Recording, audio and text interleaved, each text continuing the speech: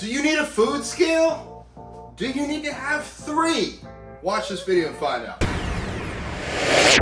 What's up, guys? Y'all know me, Bodybuilding Vegan here, and today we're going to talk about food scales. Is it important to weigh your foods? Can't you just measure? Can't you use a measuring cup?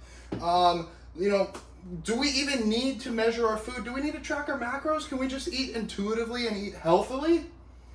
Depends on your goals. If you want to become jacked and full of muscle or have a really successful cut, then it is going to be important to measure your foods. And is this disordered? Is this unhealthy?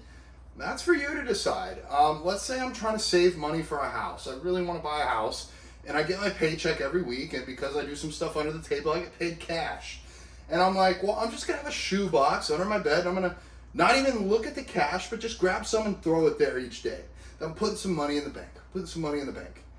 I have no clue how much I'm saving, how much I'm putting in there, how much I'm taking out. I got no idea if I can buy this house or get what I want. It's kind of the same in the kitchen.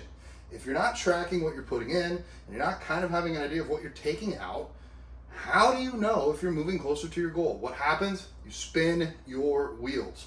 Our body kind of has this homeostasis point in the middle that we like to be at. And if we try and bulk and push it way up, things like hunger decrease.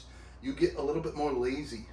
Your body sweats more, heart rate goes up. So it makes you basically find ways in which you're not going to burn, or you are going to burn more calories, and your hungers are going to be lower. So it's harder for you to gain. And same thing for cutting. I kind of said it wrong, but when you cut, you do get really lazy when you cut. You also have upregulated hunger levels. Your thyroid and metabolism go down, so your body doesn't really want you to get super lean. So it does things to kind of push you back towards that middle. So if you're always being pushed back towards the middle, that's how that spinning of the wheels happens. Then you go a little bit up, a little bit down, a little bit up, a little bit. But like, if you want to track, get a dang food scale.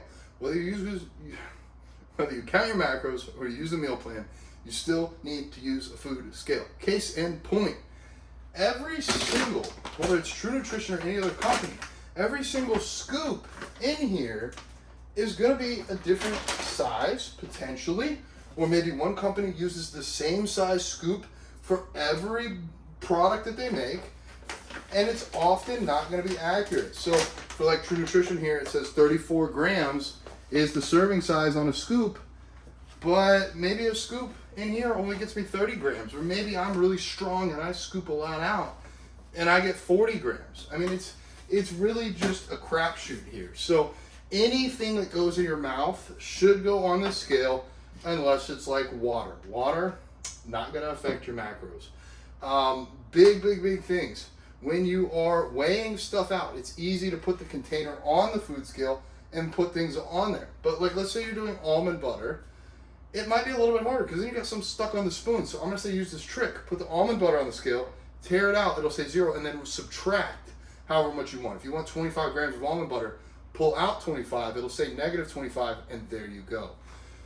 Other big things that people don't weigh that they probably should, their supplements, things like their creatine, their amino acids, all this stuff. If you're not weighing these out, if you're just going by the scoop, you might be off here.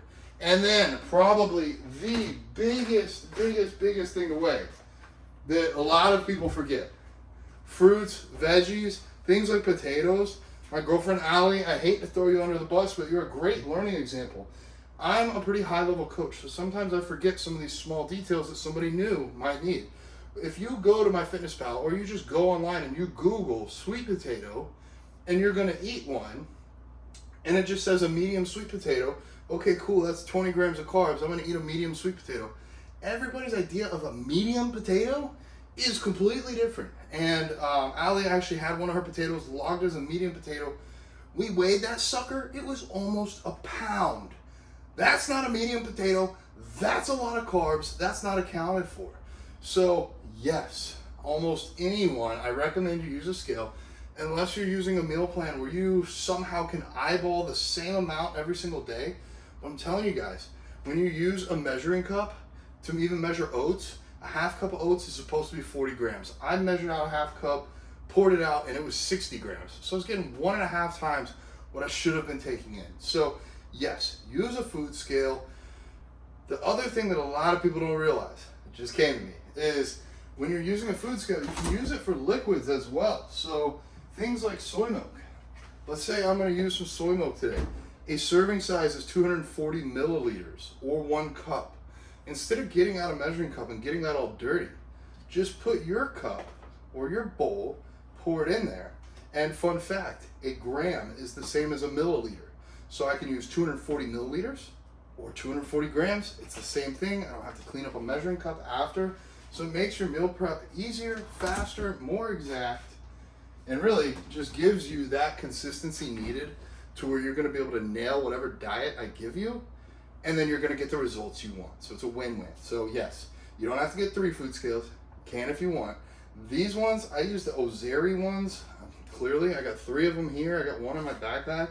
They're like $10 on Amazon. Maybe they've gone up, maybe 15, but I mean, they last me for years. They last me until I lose them. They have batteries, so if those go bad, maybe you got to replace them, but I'll try and put the link below.